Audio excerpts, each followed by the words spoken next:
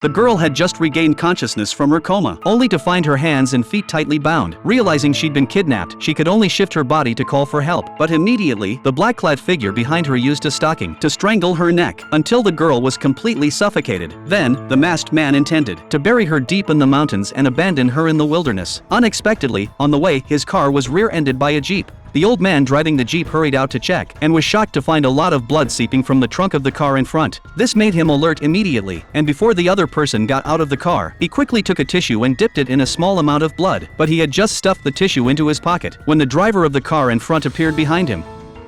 Seeing this, the driver quickly explained, saying it was just a deer he had hit and killed on the road. But the old man could clearly tell that the other person was lying. To avoid alerting the man, the old man suggested exchanging contact details to cover the other driver's repair costs. Strangely, the man refused, claiming he could handle the repairs himself, then turned and walked away. The man's unusual behavior only deepened the old man's suspicion. The trunk must hide some dark secret, for the old man's true identity was that of a superpsychotic serial killer. 20 years ago, he accidentally killed someone. Since then, he'd been living under a false identity with his daughter. In this remote town, back home, the old man tested the blood. Sure enough, it was human. He immediately found a payphone and anonymously reported the killer's vehicle details. But the police didn't take it seriously, because the person he was reporting was one of their own officers, Nick. Sure enough, the next day, while cooking, the old man suddenly received a call from Nick, who reiterated over the phone that the trunk truly contained only a fawn he'd hit, not a human corpse. But the old man didn't believe him. He felt the police were unreliable, so he decided to investigate the truth himself.